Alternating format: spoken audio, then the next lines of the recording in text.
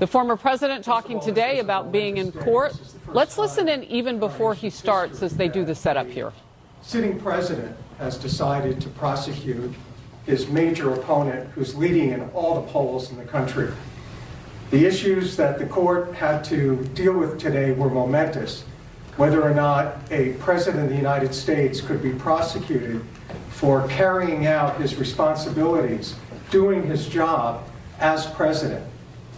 We can't have a country where every 4 years there's a cycle of political recrimination, where one administration attacks a prior administration, when in fact that candidate is leading in the polls and will be the next president of the United States.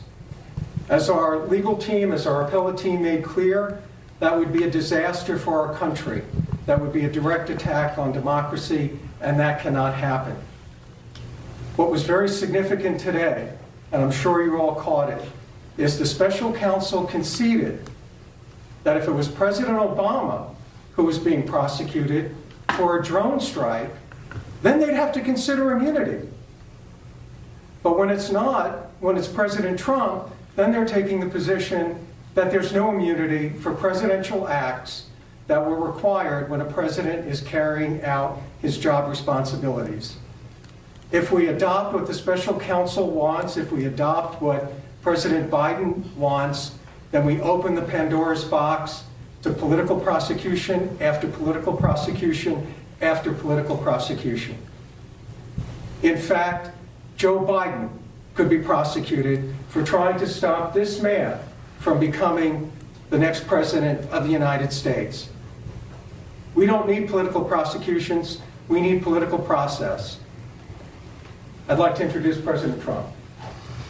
Well, I want to thank you all, and we had a very momentous day in terms of what was learned and what they've conceded. They conceded two major points that were they were right in doing it. I don't think they had much of a choice, but they're very, very big, very powerful points. And I think we're doing very well. I think it's very unfair when a political opponent, is prosecuted by the DOJ, by Biden's DOJ. So they're losing in every poll. They're losing in almost every demographic. Numbers came out today that are really very mind-boggling if you happen to be Joe Biden. And I think they feel this is the way they're going to try and win. And that's not the way it goes. That'll be bedlam in the country. It's a very bad thing. It's a very bad precedent. As we said, it's the opening of a Pandora's box, and it's a very sad thing that's happened with this whole situation. When they talk about threat to democracy, that's your real threat to democracy. And I feel that as a president, you have to have immunity. Very simple.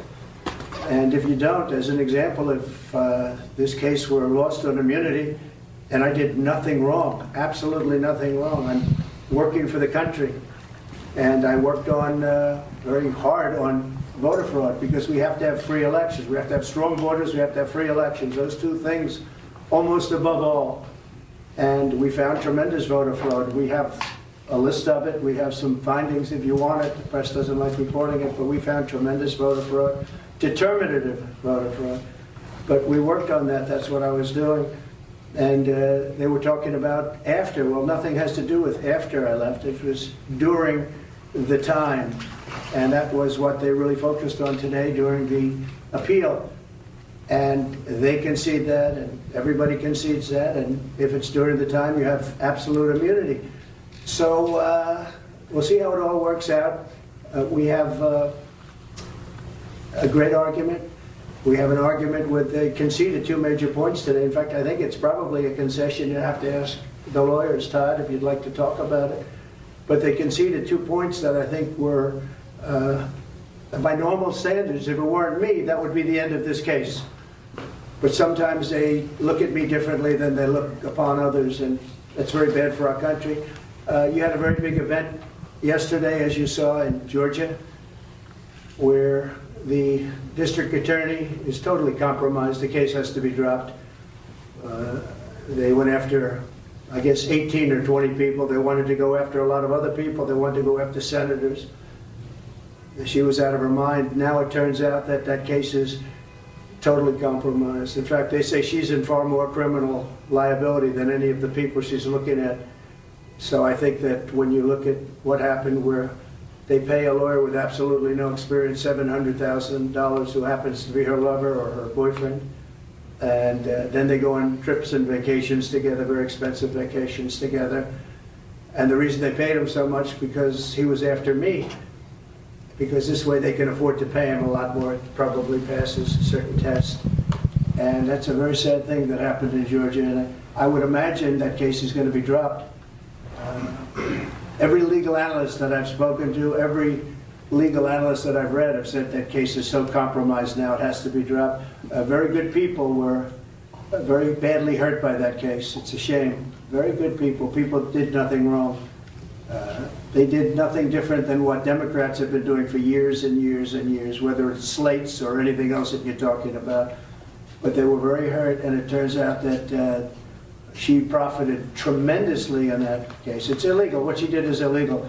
So we'll let the state handle that. But what a sad situation it is. I want to thank everybody for the fairness. We've been covered very fairly. Most people agree that we're entitled as a president to immunity. If you didn't have immunity, as an example, Joe Biden with the prosecutor, we're not going to give you $1 billion unless you get rid of the prosecutor that's after the company or his son or whoever it is they're after. But he wanted that prosecutor gone, and he's on tape saying it. Or you could say the horrible job he's done at the border where our country is being destroyed, or the horrible situation that took place. The lowest moment, I think, in the history of our country was Afghanistan, the way we withdrew. Not that we withdrew, but the way we withdrew.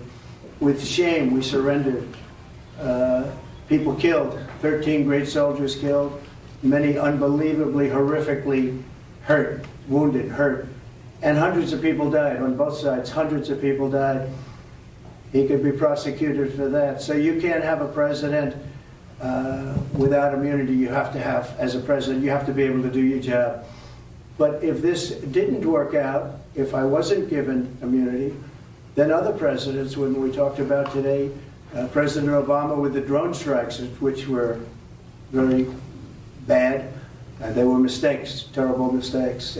You really can't put a president in that position. So I think most people understand it, and we feel very confident that eventually, hopefully at this level, but eventually we win.